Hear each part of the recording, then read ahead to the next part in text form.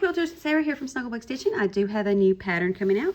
It is called Grandma's Fake Flower Garden, and this was my first quilt that I made from this design. This quilt was featured in Quilters World of summer 2025. So for this particular quilt, I have these hexagon flowers and did not do any hand stitching. So the point of these hexagon flowers is to look like English paper piecing without having to do any hand stitching.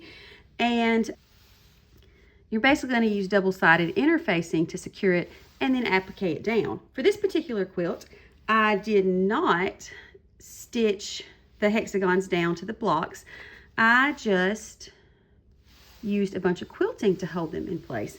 And while I'm super happy with how this quilt turned out, that technique does have its limitations. One being that it's probably not best for long arming.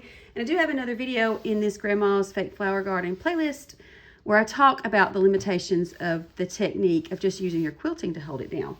So if you don't want to use your quilting to hold it down, you can use a decorative stitch, but you'll probably end up having to backtrack over the decorative stitch, either that or do thread breaks, basically cut your thread and then tie it off.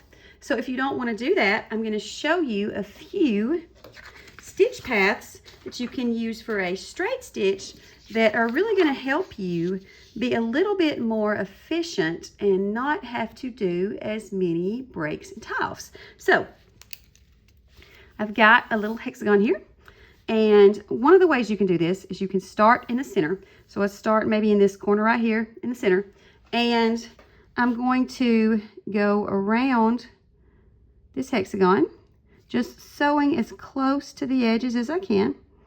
And I'm going to make my way all the way around this hexagon. Once you're finished, you can come over here and cross over these two hexagons and make your way onto another one.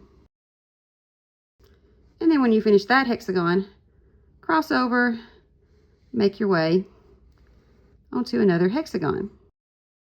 So you see right here, I'm back where I started, and I need to retrace some stitches.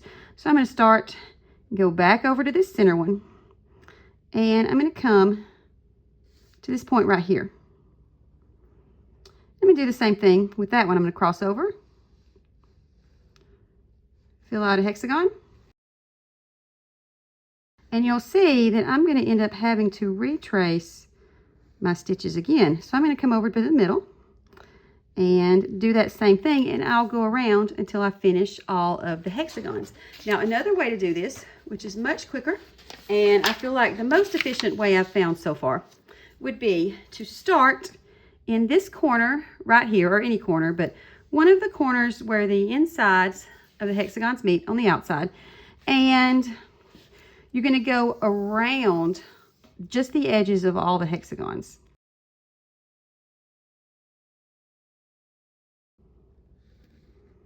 And ironically, I can sew this neater and faster than I can draw it. So now that we've come back to where we started, we're going to cross over this hexagon, get where we started, and now we're going to go along these insides. So look like something like this. And once we finish, once we bring this one up to meet those stitch lines, we're going to cross over and do the next one. So bring your stitch lines up to meet previous stitch lines, cross over that hexagon, come down, do the next one. And you'll just keep doing that until you get those outside hexagons stitched down. All right, so now I've come back here to this point right here.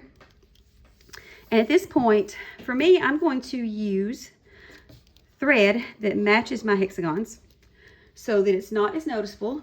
So these hexagons will be one color, and this hexagon will be the other color. So this is a natural point where I would tie off my thread anyway. So then I'll get the other color and just applique around the edges on the inside one. And this is just going to be with a straight stitch. If you applique with a decorative stitch, you will have to tie off a lot more because you can't retrace your steps neatly on that. But that is a nice, efficient way to do this, so you don't have to stop and start and break your threads and tie off as many times.